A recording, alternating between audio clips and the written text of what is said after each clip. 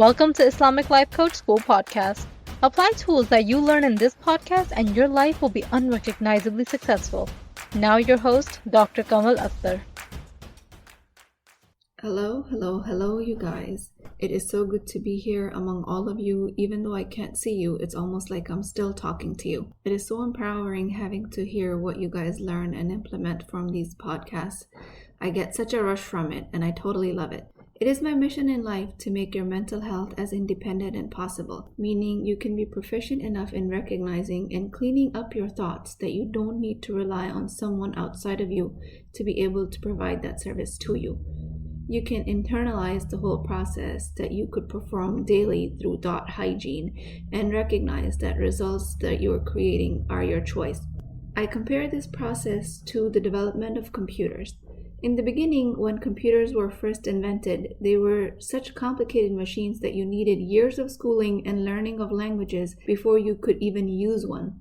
Now, even the most advanced, complicated technology is in the palm of our hands. And a true leap in technology came when it became more accessible, meaning it grew exponentially when it was handed out to the public at minimal cost. That is our attempt with mental health at Islamic Life Coach School. All of my efforts are to help you recognize that your mental health is in your hands through the tools that we teach.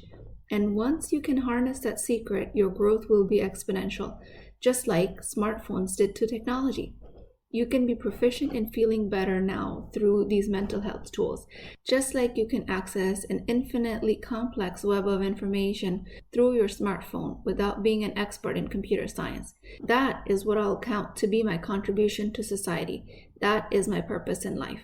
So in an attempt to access mental health like a user-friendly smartphone, we have the formula, or otherwise taught to me as a model, CTFAR.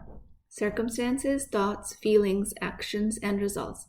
And we are continuing to clarify these concepts and really make our skills razor sharp through the concepts in these podcasts. Thoughts are responsible for pretty much everything we are creating in our life. Today, I want to go over a concept which is very confusing to a lot of people in the beginning. Basic example of a formula might look like this. We bought a new house, that is a circumstance. Thought, this is a beautiful new home. Feeling, grateful. Action, work hard in settling in, moving furniture, getting used to the new routine. Result, whole moving process is a breeze, you enjoy the new house. Or the same circumstance can look something like this. Circumstance, we bought a new house. Thought, we have a lot of things to move. Feeling, anxious. Action, procrastinating. Reactive out of anxiety and being short with movers, family, kids, husband.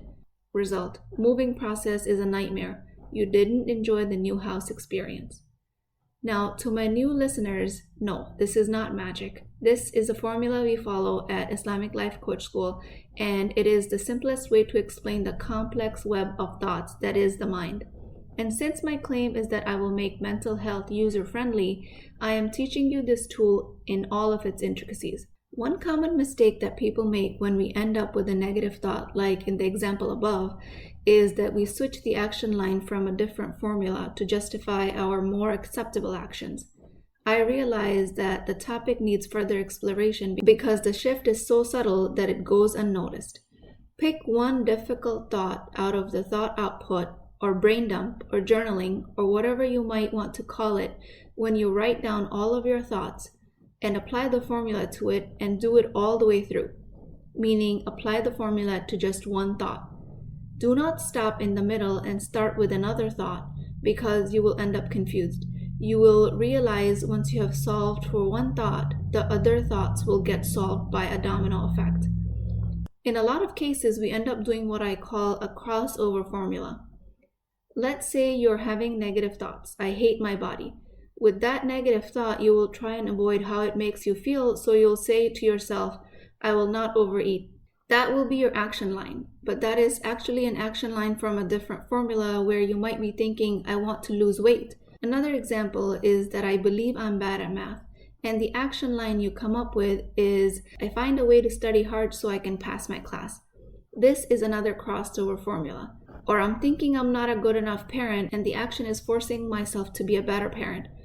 I'm a procrastinator, action is still to get things done in the last minute because that's just how I roll.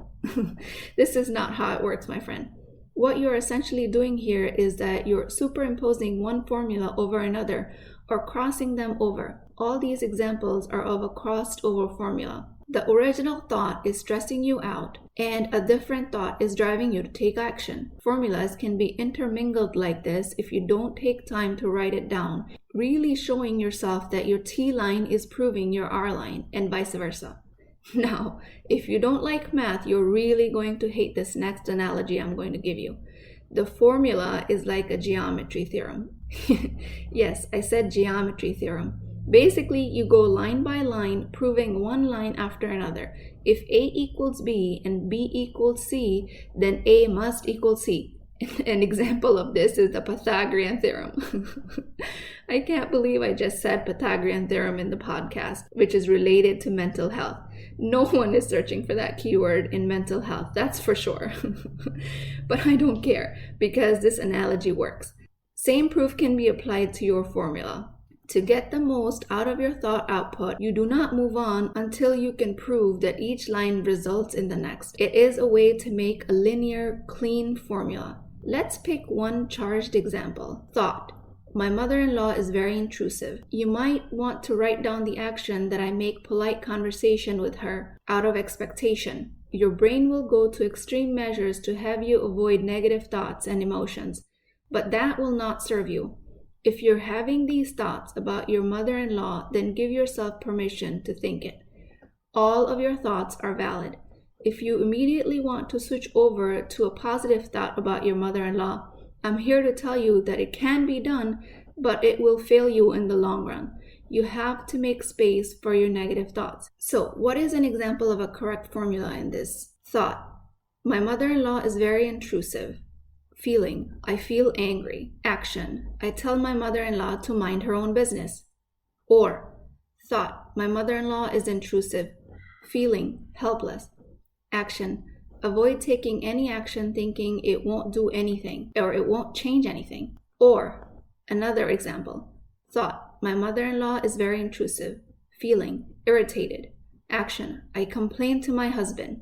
All of these formulas are correct because they are linear. Feeling causes an action that is directly in line with it. They are very different from a disconnected, crossed over formula, where you were thinking that my mother-in-law is intrusive, but you're making polite conversation out of a sense of obligation. Now notice, I did not say that these clean linear formulas are very pretty. There is a lot of discomfort in these formulas. This type of thinking generates a lot of discomfort. But unless you lean into this discomfort, you cannot do anything to change it. And it will feel you do not have any power over your thoughts because you will be spending all of your energy running away from those thoughts and suppressing them. I know it is difficult. I know you want to be a good daughter. You should be loving towards your mother-in-law. After all, that is what's expected of you.